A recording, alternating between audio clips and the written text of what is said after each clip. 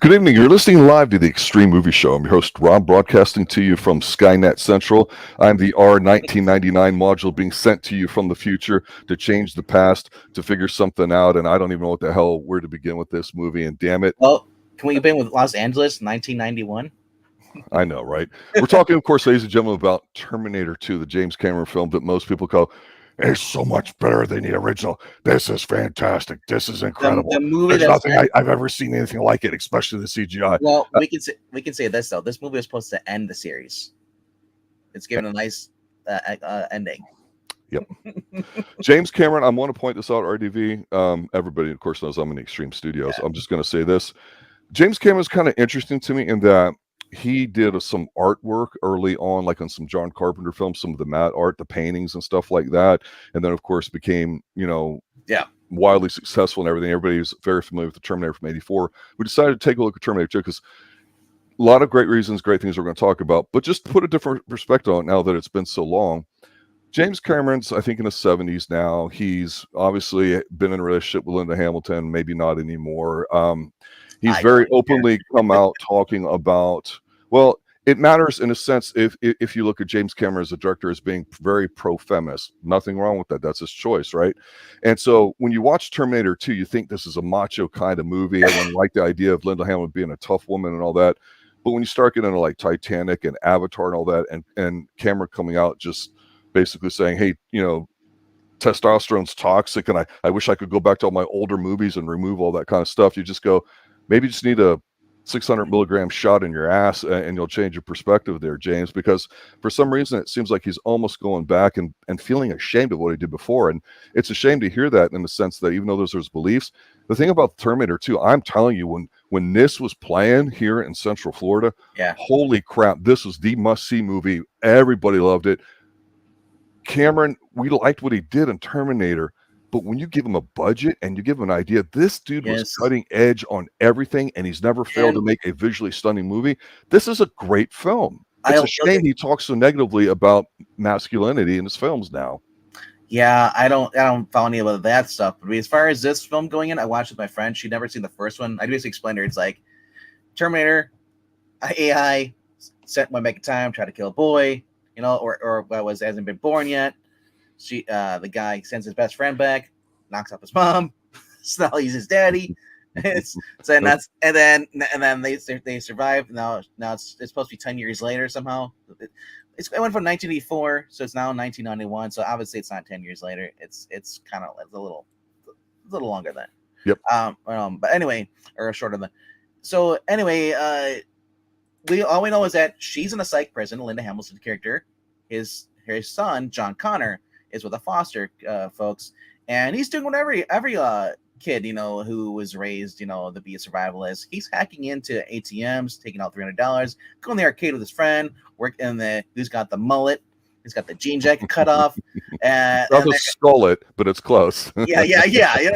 But that was the style. You saw guys with that, they had and they go into like this arcade, they're hanging out. He's got his dirt bike. We also get the Terminator. Well, first Arnold comes back, and we're like, "Oh crap!" It's like it's like because last time we saw Arnold's character, he was a bad guy in 1984. So obviously, so this model comes back. He's hunting now, looking for John Connor. At first, we get the classic Arnold. This is what's great about this movie. This really leans into the Arnold one-liners that he was Commando. So he's like, I need your clothes, your boots, and your motorcycle. It's like, and immediately he's walking in naked and as my friend pointed out, is because she's a girl and she's like, that girl has checked out his junk as he's walking in. I was like, I never noticed that before. Oh, yeah. But I mean, like little things, she's pointing out things because she's not a big Terminator fan stuff. It isn't really her cup of tea, but she enjoyed it.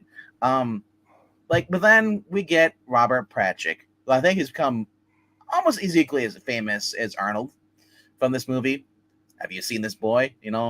He's the new T-1000 one. Did a great job. And the CG, special effects. Obviously, there's this chase scene in here where he's in the semi truck and he's chasing after the kid on the dirt bike and those little drainage things they ditched. And like, there's no way like that's really happening, because if it goes up bridge, it's gonna break up. But I love it because they rely on real things. The car chase, and there's obviously a kid, some doubles on the dirt bike and in the truck. But then like you can also tell when they do the CG, whenever like someone's in the back of the truck and they're looking out, there's a helicopter chasing. It's a green screen, you can tell like that. But I mean, it's so clean that you don't even really notice it unless you're looking for it. Yeah. It's just fun. It, The kids. it was so it was the couple things you're mentioning here. Not only were the effects stunning, the stunt work's tremendous. Yes. You got Arnold technically helping out as a good guy in a sense. Yep. And it is the one-liner, so it's a totally different perspective. And here's the great thing about Robert Patrick's performance and just the way this movie's set up. It's set up for what was lacking in the first one, and that would be a father figure. Yes. But also the fact that, I don't know how you feel, that's why I wanted to ask you this, because I've never asked you this about Terminator before, Terminator 2, is that I think, even watch this movie today, knowing what happens, I get the feeling as a viewer that Arnold's character, the Terminator, that we thought was so badass, you go, he's outclassed, outmatched, outgunned. In many ways, it's like the old West veteran that knows he can't handle the younger up and comer, but he has to try. That's the beautiful thing I like about this movie. Yes. And he's an older model. Now he's considered obsolete because the one can turn himself into liquid metal, which is really cool when they did the CG stuff like that. I admit, that's cool. And now I guess nobody saw that coming. Literally, when it happened, well, and people in the audience were like, it was a tremendous experience. Wasn't this also released in 3D, or is that a re-release? Because I imagine wasn't there a Terminator 3D? I really don't know. A universe or something like that. It's possible. Possibly, I wouldn't be surprised. Because when he shows like he goes his face coming out and stuff and all his liquid stuff, that had been great. But what really made this a great movie is because the fact that Arnold's now a protector. He's got the one-liners, but he's also with a teenage kid. So if you're a 12-year-old kid at this time and watching Edward Furlong's character, you got a dirt bike, you're going, you're hacking stuff. It was really cool. You're stealing money, but you also got a Terminator, your own personal Terminator that does what you do tell it to say. You order it, and it's like that was really cool. You had Guns N' Roses, You Could Be Mine playing here. It was just blockbuster action, and with Arnold, and it's like you could even Sarah Connor's. I love about the other thing too. There's little callbacks to the first movie. Sarah Connor at the end of this movie, like I said, when she gets injured, shot in the leg, and you have the son carrying her, it's paying homage to the first movie when she was carrying Kyle Reese, who was injured, and the Terminator was chasing them. Like there's a lot of callbacks to the first movie, which is really cool. Yes. But oh my gosh, that's like I said, like I loved everything about this. This was fun. It was just a fun movie. You could have popcorn, and it wasn't like, oh, ignore logic and then it's great. No, like it actually was kind of cool with this. They thought they destroyed the original one, the drill press. You learn more about it. They get a recap because when she's in the psych ward, you got this actor, or I guess the actor's name is Earl Boen. He thinks he's a know-it-all psychiatrist. He's one of those guys. He's only there for the money. He don't care about the patients. And he basically there's a scene where we're introduced to Sarah Connor in the psych ward. This guy actor, Earl Bowen's character, does the lead head psych, in California, whatever, and he's showing some people around, probably some investors, whatever, and then she embarrasses him. So what does he do? Because he's got a small dick. He said, "Up her Thorazine. I don't want her to have any freedom at all." Right. So I love it. It's like it builds up to when she eventually does make her escape.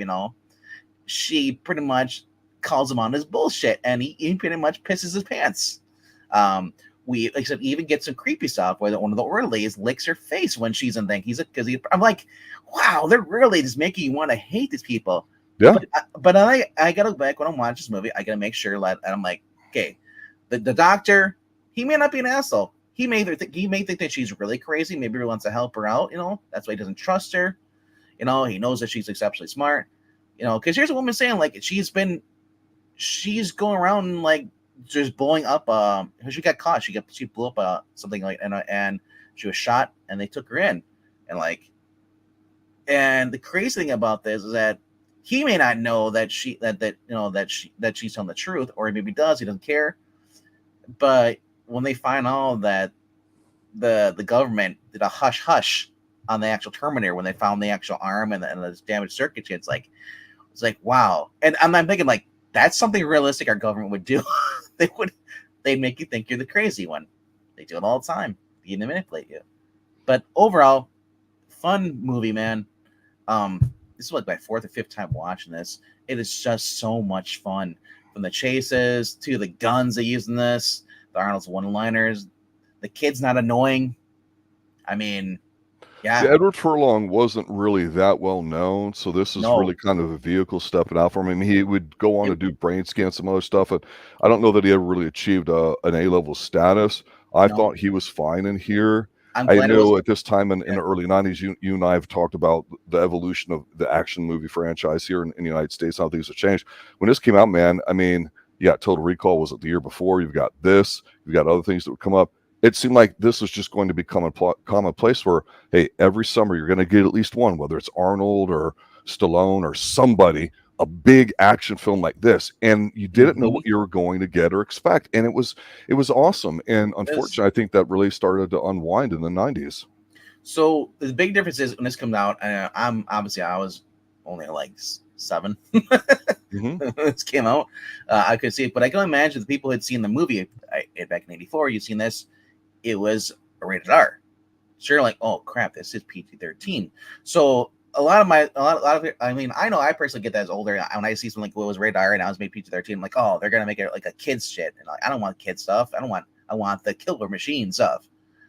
This actually was written for the adults, the fans of the first one as well. Yes.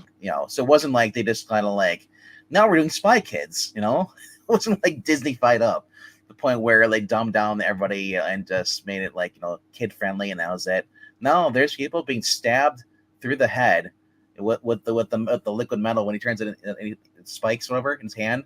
I like, so John, after learning that his mother was basically, he's confronted by the Terminator. Terminator rescues him, and I learned the kid screams, goes ah! It's so retarded when it kind of gets because basically Arnold shows up at the arcade. You see him walking down the hallway, and John had quickly jumped in the hallway because his friend buddy told him we call him Skullet. Yeah. Or Scully, whatever. Told him like, hey, there's a cop looking for you. So he ends up like running in the hallway, and all of a sudden he runs and he sees Arnold with the shades, the gun, the shotgun, walking in, pumping the shotgun. After he gets it out of the box, and he's like, oh crap, what's going on? And then behind him he gets a cop, and he's like, get down. Arnold's like, and they start shooting. The janitor gets like, the guy's like, what's going on? And he gets caught in the crossfire. I'm like, that's your second kill. The first one was the cop that happened to be there and noticed the hole in the fence. Hey, what's this all about? Like, some of the cops are stupid, but like, so they get a shootout. This leads to John fleeing on his dirt bike. He's in the drainage, culvert, whatever you call it. They have, like we saw on LA River, I believe, sir. Well, volcano is their overflow. Okay. Yeah, the overflow. The one that saved Los Angeles in Volcano. Great movie. Nice callback. So yes. So they get in there, he's getting chased. All of a sudden, you see the semi truck just basically the black version of Optimus Prime busts off the bridge, lands on there. I'm thinking like, there's no way that first one survived. They had to like really mess it up because they would have just been like, nope, crush, and one run. But anyway, they're chasing him, and he's about to get killed. You see Arnold on the other bridge. He goes down the ramp, goes in there, and then picks him up off the dirt bike. He's like, hey, and like dirt bike gets run over by the semi truck, and then Arnold just turns around, starts shooting with the shotgun, shooting at the tires, shooting that, and then it explodes as it hits the underground another bridge. And they think that's it. They drive away. Explains them what's going on. John's like, "Oh shit, my mom was crazy. She actually does care. We gotta get my mom out of the psych ward. She's already making her escape. And she's crazy as well. She beats the shit out of the guy that licked her face. She goes in, and then she basically takes the other guy hostage. The scientist, the lead, the therapist, the one that was a dick to her. Mm-hmm. And then she grabs and she gets Drano, puts it in his syringe, holds his neck, and she wants to get out. And then as she's getting out, I love this. She runs the hallway and she gets the elevator. The orders are chasing her. who steps out of the elevator is walking in with a gun. It's Arnold, and she starts freaking the fuck out, and is like, "Holy shit! Like he's back, And like, she runs, she gets tackled. The Orlay's like, "We got her! Somebody come here!" And all of a sudden he's like, "Nope!" Throws him through the window, and she's like, "Oh shit!" She's like, so she's reunited with them. They get out of there. Like, it's kind of to see her process now. She was being hunted by this guy. Now this guy is protecting her. And I forgot about her little journal entry she does, the narrations in this movie. Like, she does it twice. You know? Well, remember how we had the nuclear war vision, and we get like another version of it here. That's CGI done well. Yes, and terrifying. She's on the fence. She's having a nightmare. It's an incredible scene. And then she sees herself playing with young John in the park, and she's mouthing, "Yo, yo!" And then the bombs drop everything, and then they all. Because it's basically how she described. There's also a good scene up to set up, because she was explaining to the psychiatrist early in the film how she has his nightmares. They're watching the videotape. She sees people, they turn the ash, and then they just blow away. You know, and that's what happens in this actual dream she has. They actually show it, which is really cool. So, because normally they wouldn't do that, but Cameron's like, "No, fuck it, we're gonna show it." Like, it is graphic. I have to say, so, and I'm gonna mention something I just talked about a few minutes ago, and talk about something new, and that's when I said before about Arnold coming in and kind of being in a different role in a way, a protector, right, and under overmatched, overpowered old man, for lack of a better term. That's an interesting choice, because when you did the whole "come with me if you want to live" line, that told the audience everything you need to know about what was going to happen. You just didn't know how it was going to unfold, but that's cool. That's good storytelling. One thing I got to give Cameron just a ton of credit for. Ultimately, no matter how much people talk, or how many movies you've seen, or how shitty or stupid or predictable writing is, I still think a film is you watch it, you see what happens. And Cameron's just, it's one thing for James Cameron to go, "Hey, you know what? I want to have the best looking action movie with the best cutting edge special effects, like here, the Liquid Metal, which is badass, not corny, not campy, not stupid, not something that pops you." It's like, holy shit, this is kind of terrifying, right? And to have that ability to not only implement it, but to also figure out, when you're dealing with something new technology wise, how to shoot it and get under control. I just give him all the credit for in the world, because he's done it with that. He did it with Titanic. You could argue that for Avatar. I mean, you could always, no matter what you think of the movie, they're going to be looking so damn good. And there's only 2 stars in there. Linda Hamilton at this point, because you know from Terminator, and Arnold. There's no other star power. Yeah. So what you said, you're using a bunch of nobodies, and they're using them well. Even the guy who plays Dyson, he's like, he's the guy who basically was working on trying to at his job.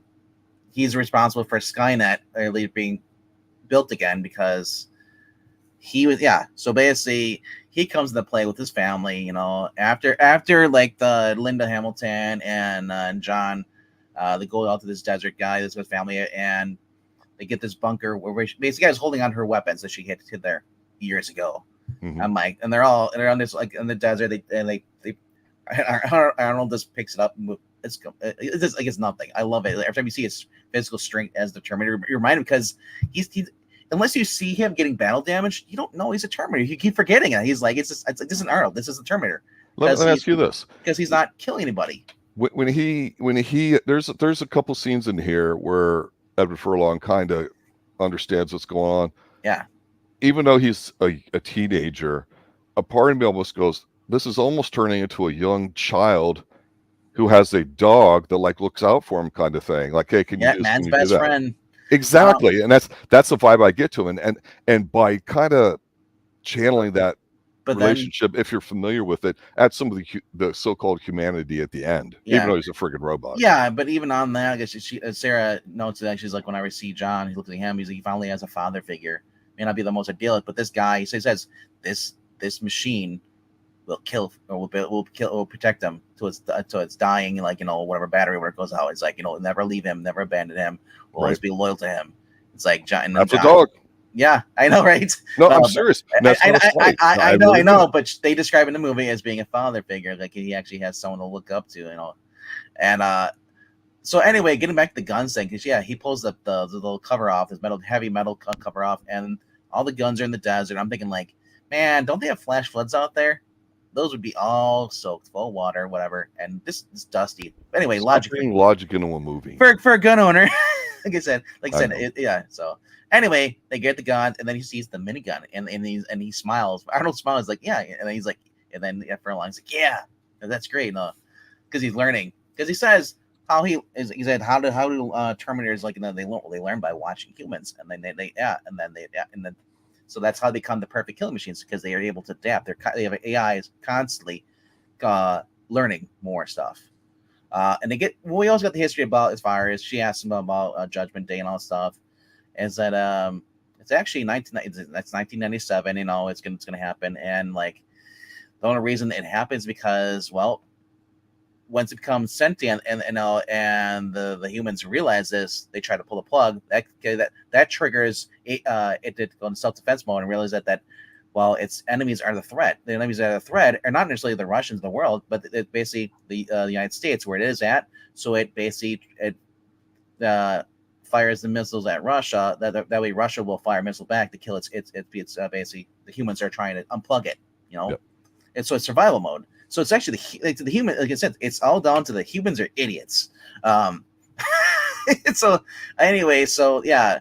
After that, she decides she's gonna go and take out Dyson and all the guys working on the chip and stuff, creating a new chip, power source chip for the armed stuff, Skynet. And she shows her she's got the SWAT gear on, and she's got he's in there typing on his computer. This is 1991. Remember, like, you're rich if you had a computer in 1991. So he's nice little plush little office, like a home office. His kids driving the monster truck remote control car. I'm like, that's me, man. I remember all that stuff at this age. And you all see the red dot on his eye, and you see, and he keeps coming back to the kid, and he's coming in like, Dad, and she doesn't know this. She starts opening up fire. He because the remote control car hits his chair, whatever. He ducks down. She missed it, and she empties like 2 clips in the house. He's freaking out. So is his wife and the kid and stuff. Linda Ham goes in there. She's gonna kill him after shooting him in the arm, because he tries to basically go run away, and she can't do it.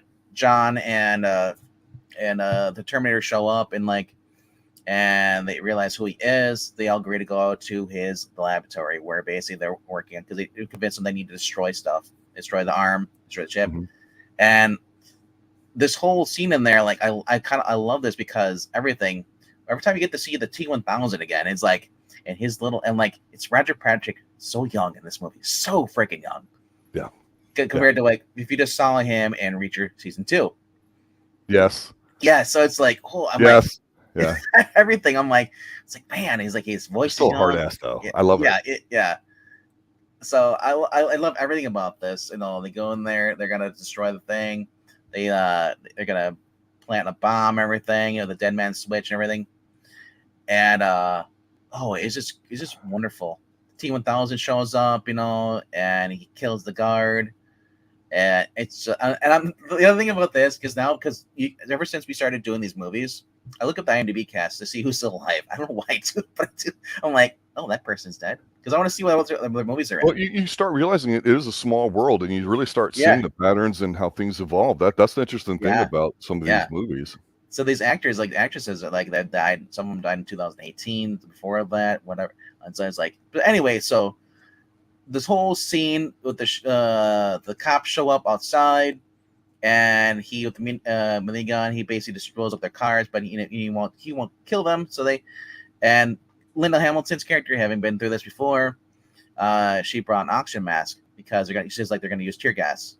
So for her and John to use. Yep. And basically now then we see these guys in black come in. I'm like, and the first thing is this SWAT, or is this the government who knows about this machine, wants to keep it the Black Ops team? Right. Either way, they come in, and they're idiots. And I'm saying every single one of these cops is idiots. It's Hollywood, typical Hollywood. They make cops look stupid, and I was kind of offended by that.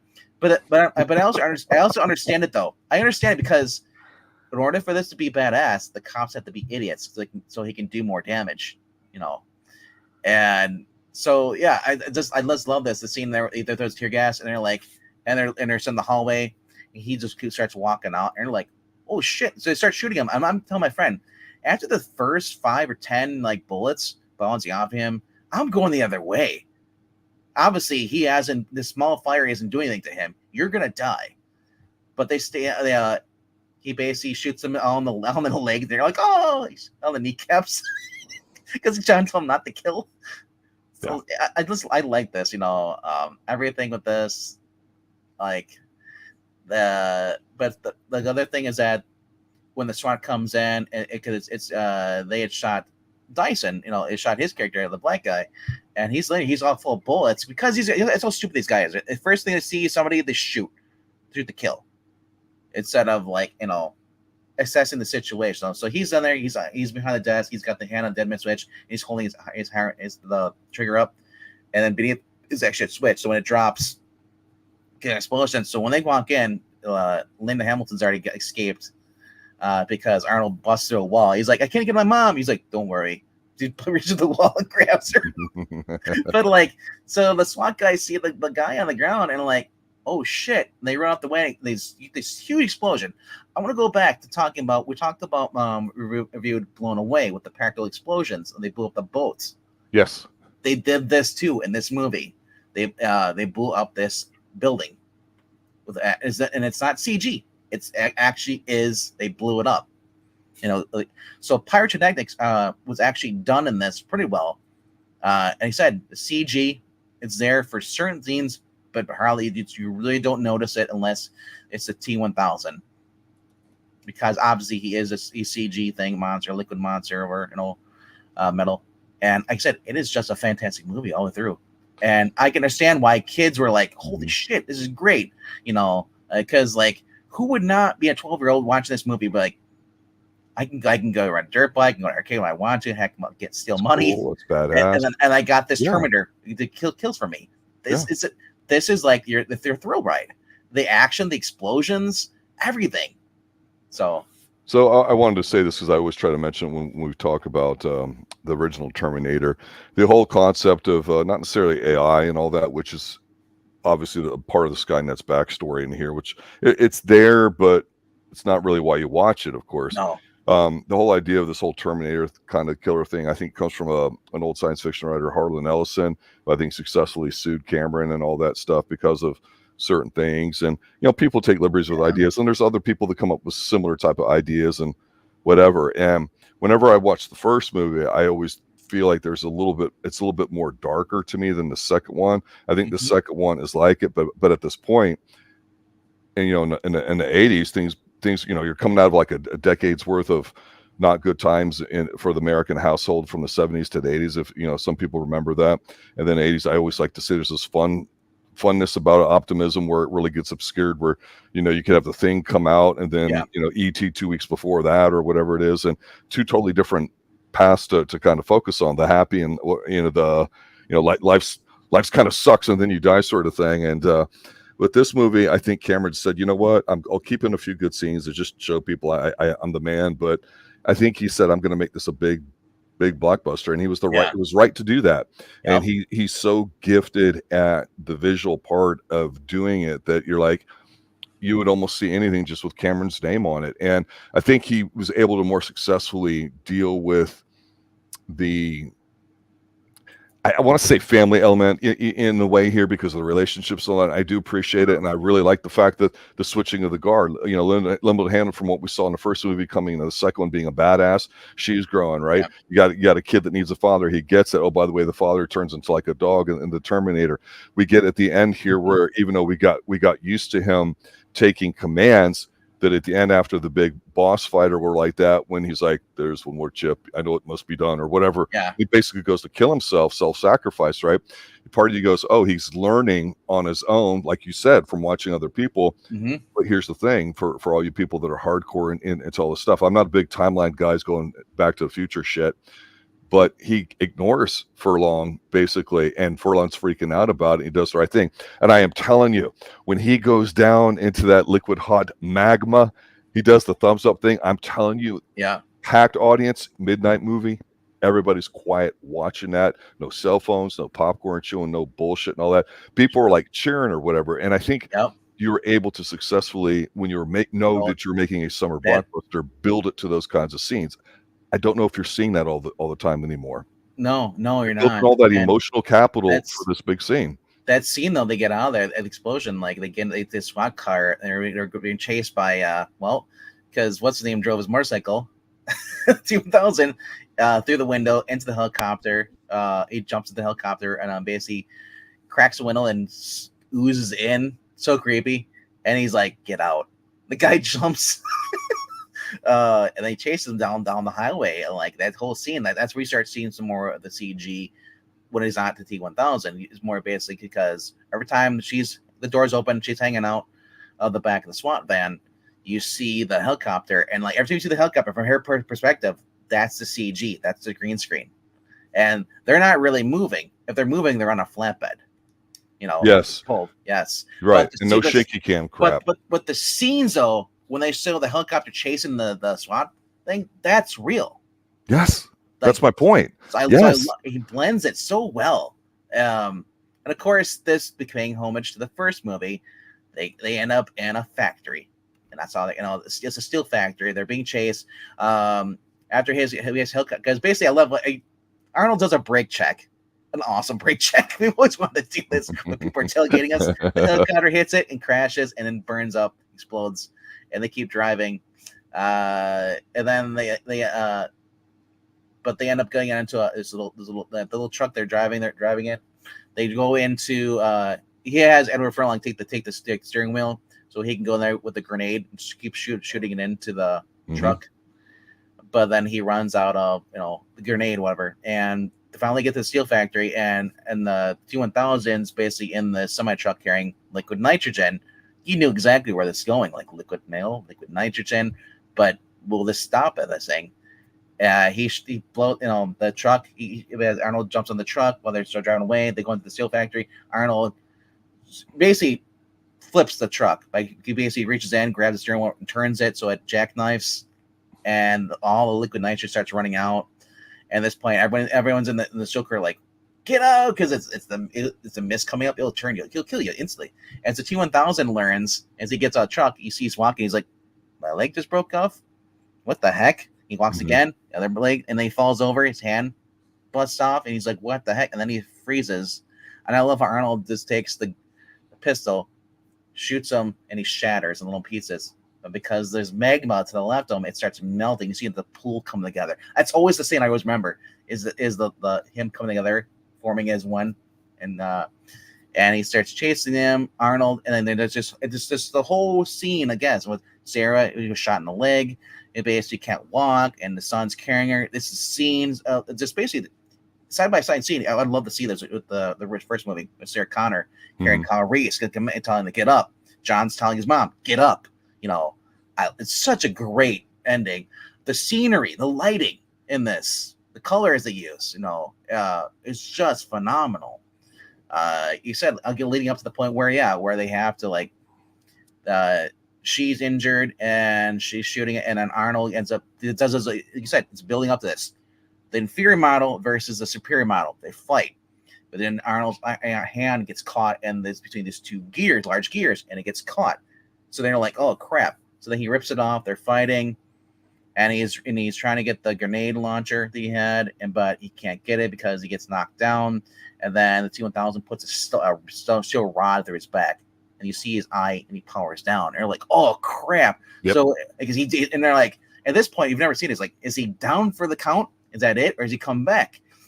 But like he says, I'll be back. Basically, he basically does show up later. And it's great because Sarah Connor basically has a shotgun. She's basically shooting him, and you see how he's falling apart. Arnold comes back with that rod that was supposed to be brother's back. He basically takes it, cuts him in half, and then he basically gets shot. He gets pushed back into the magma, and you see this is just so cool. Like you see the monster Robert character T-1000 crying, screaming on agony as it keeps morphing into the different people it was throughout the movie. More to the foster mom, and then he morphs into other people and the cop, whatever, and then you just see the pool of face and it's melting and it goes away. And they said you get that scene, you know what's coming. You like because they throw in the damaged circuits from the original Terminator, and then the hand melts, and then Arnold turns to her and is like, "I can't self delete. I need to terminate. I need to do that for me." And the whole thing with John Connor, like you've been so just basically with John. You're with John. You're like, oh my god, just because my best friend is everything. It's so great. You're such if you form attachment to this character. Yep. He's like, I gotta go. It's like, and John's like, no, I already. And like, like this whole thing with John is like, he's finally found a best friend. Everything's and then just like the best thing ever. And now he's losing him, and Sarah lures him. He gets on the chain. She lures him in there, and he said at the end, he puts the thumb up. Yeah. Yeah, it is so like tense. That men are allowed to cry only under certain circumstances, and I'm not going to say men did in there, but you could understand it if they did. Oh yeah, I get dude. MK saying my eyes watered as a kid. My heart's still watered. MK saying that. that's in my eyes. Well, yeah, like I say, I think he was successful not only visually with the storytelling in this movie, and I actually think it's a bit more fleshed out than the first movie. I think it lacks the darkness and oppression the first one can convey. And one thing too, I want to sit there and say with today's modern times is, of course we're highly monitored. We have TSA, we have AI allegedly making life more efficient, and no matter where your politics are and the economics of it. At the end of the day, people who want to programs AI, sentence is not really a real thing. You have your transhumanism thing that rich people like Elon Musk and other people are into with chips in your brain and stuff. It's kind of cutesy. Yeah, I mean, Ford's got a big patent on their EV cars because they're usually farther ahead than most people in development about custom advertising by knowing where you're driving, who you're seeing, what time of day it is. All that's super invasive and stuff. And a lot of people are acceptive of cell phones and push advertising. Hey, you talk about something on the internet, then you get a coupon for it. It's been around. It's not going to go away. It's just annoying because people are always trying to sell you something. They want something. The interesting thing about AI in the early days, when you looked at computers, whether it was say war games or something like this, is that, the idea was that it was just a computer that just basically got a lot of processing power and that just made a decision. And even back then, people were like, yeah, nobody's going to be dumb enough to hook it up to something that they don't have a kill switch in, literally. Yeah. And so people go, AI is going to be so smart, it's going to replace everybody, and all the robots are going to take over. And you see that in fast food now. Well, you see that in certain industries.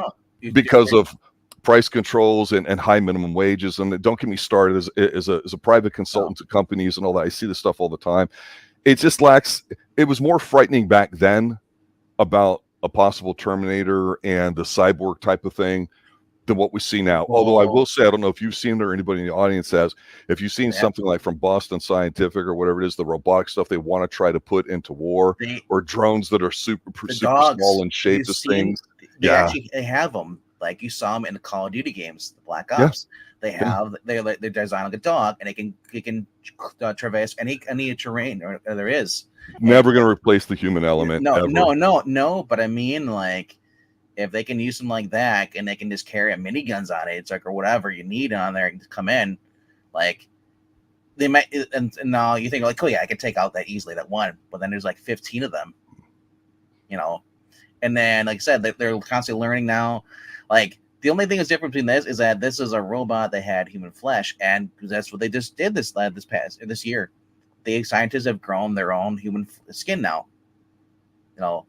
that heals itself and everything. So it's like, not rapidly heals, but I mean, like, I can see this stuff. They're talking about all the sex dolls and all that crap. This is AI. AI generally, you don't even need a robots like this. AI can just control pretty much everything. Everything is controlled by AI. AI can turn you into basically a dark zone if they want to. It can launch nuclear. I'm more worried about Skynet launching missiles than I am about the robots, because a nuclear fallout is AI replacing teaching. No, AI replacing therapists, sitting down with somebody talking back and forth. You can. Because have you seen that there's the state of some of these people are? I know that. My point is, everyone thinks AI is the solution to everything. It's the next big thing, and it's not. That's why Robert Fletcher's performance in this movie is so good, because you get a sense of dread. You don't know what's coming, you don't know when it's coming, and based off the liquid metal thing, you don't know how it's going to come, and that plays with you ever since that first scene that we see him through the rest of the movie. That no matter how much you see him or what's going to happen here, you already get that sense of, oh shit, what's going to happen next. That's part of the beauty of the way Cameron was able to do Well, this. I'm That's just gonna what I say, liked about it a lot. what's scary about this is the fact that how dumb the society is. AI can pretty much take over. That's why I'm gonna say. If we're giving AI access to the nuke codes, what's the difference between that and having Sony's incompetent having access to the football codes? I guess Built-in things. yeah. I like Marania's comment in chat about 3D printers because Yes. I know several people that specialize in it, and People make guns. Israel has a specific one that actually will make boards and actually do the ray tracings and all that, supplanting the need for somebody to sit down there and do, say, a rough solder trace or a smooth one, or the components in it and everything too, and do it as a custom thing. The point is, it's very expensive, but like any machine, the more complex it is, the more uncertainty in the area that you end up having in it. So it's very difficult to do that. And it's the same thing when it comes down to like surgeries and all that. There are applications, but at the end of the day, it's a tool, and everyone wants to act like AI is its own thing. Like, you want to put human elements into it. And that's why I say the end scene that you pointed out, where he sticks his thumb up there at the end, how human that is. That's a great job of storytelling. Again, at the end of the day, it's still a friggin' robot. Him learning why humans cry, the movie, because he'd asked John why he cries. I know why you do it. I think he says, but I'm unable to do so or something. You're like, I'll never be okay, able that's to. pretty cool. That's pretty cool. Yeah. So overall, fantastic movie. Like I said, if you've never seen this or even seen the first one, like we mentioned earlier, you don't need to see the first one really. You can watch this. It helps, but you don't. The first one is a totally different animal though. The first one is much more violent, much more scary. This one's more like, hey, what can I want my kid to watch this. Popcorn flick, 12-year-old. To take your 12-year-old to watch this, or it's a blockbuster movie. Yeah, popcorn everything. And that's what's great about this. Definitely, like I said, it was a smart idea to make it more available to families.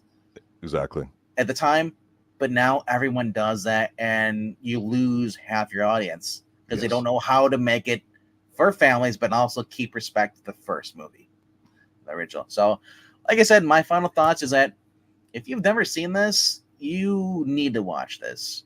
I don't even if you don't think Arnold's kind of cheesy, this is just fun. Obviously it's aimed towards more being a boys movie, but that's okay because sometimes boys movies are actually better than some of the girls movies, and that's why girls watch boys movies, because they're awesome. Yeah, and I would say this for my final thoughts too. I agree. I think it's a great film. I think Cameron obviously puts a very strong feminine slant to his stuff. It's an easy observation to make. I'm telling you, when Linda Hamilton came on screen and she's doing like those pull-ups and she's ripped and lean and all that, everyone's like, fuck yeah, this is great. Reminded you like Ripley and Aliens, right? So everyone was really like, yeah, we have no problem with, tough women that take charge and do things. And Linda Hamilton, you don't hear her talked about a lot in the role she had, because you could argue about what's considered a female icon since then in different movies, and that's a different conversation another time, but she definitely stands out. It's a great performance. It really is a fun movie. It's really something that at this point, especially as a teenager in the 80s growing up, to know that every year, like I say, there's going to be several of these movies that come out, especially in the summer like this. It's like, you're like, yeah, I mean, I know there's old epics and all that, and I would still watch them and everything too, and they'd go on the big screen too as well. But to see something like this is just a special treat. Now it's like the storytelling part of it, I think, is lost on a lot because of all the easy access to technology and AI writing things, and people just outsourcing things to different groups and not somebody having a clear cohesive vision for it. And it's one of the reasons why we're here on Extreme Movie Show, not just cover TV but movies, and we like to cover the themes of what we see and that we talk about with people, because we have such a big audience and all that. What was your question?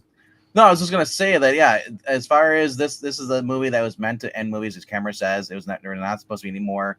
It ended. It solved the problem. It wrapped it up nicely for his two movies, and I agree with him.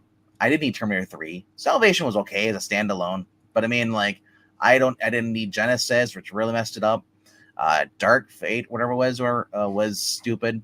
The only one I would recommend if you want to watch something that's in this, it's called Terminator Zero. It's on Netflix right now. I'm starting to watch that. That's it's basically, just give a quick thing on it, because it's actually interesting so far. I'll just say this as a quick plug for it. Terminator Zero is from a viewpoint in Japan. It's not from John Connor. They mentioned the other saviors. is about a guy building an AI to battle Skynet's AI. And It's got some interesting graphics to it. And there is some time travel. There is some Terminator voiced by Timothy Olyphant. If you watch the English dub, so that was kind of funny. I was like, whoa, it's the guy from Justified. Yeah. But only negative I'll say about it is that the kids are annoying. But that's the only thing I can say about that. Otherwise, the animation is top tier, awesome. The Terminators, how they draw them, everything. They do look good. Yeah, they really do look good. It doesn't look like a cartoon. It looks good. No, it is great. So check that out. That's called Terminator Zero. And then, Tuesday, Tulsa King, Season 2, Episode 1, which dropped. We'll be reviewing that. And Tuesday night, tell me if I'm correct here, you'll be putting up a new poll? Another poll for next Sunday's movie. You guys can decide. So basically, check out for Tuesday for the review of Tulsa King Season 2, Episode 1, and also check out for the look around in the community post for the poll for the next movie we're going to be watching. Like I said, we let you guys decide out of the 3 movies I put up there, which ones you guys want to watch, review the most. We're always grateful to have people popping up here. MK, I knew you were not going to miss this. This is freaking Terminator 2, man. This is awesome. It's right up your alley. Rania, great to see you. And everyone else who's watching that's not commenting, thank you for being here. And also, if you can, leave a comment down below after that we're done here what your favorite part of this movie was. Or if you haven't seen it, let me know. Tell me why you haven't seen it. All right. Yeah, sounds good. Thanks for everybody. Check for the vote Tuesday night, too. We'll see you then for Tulsa King. Good night now. Later, guys.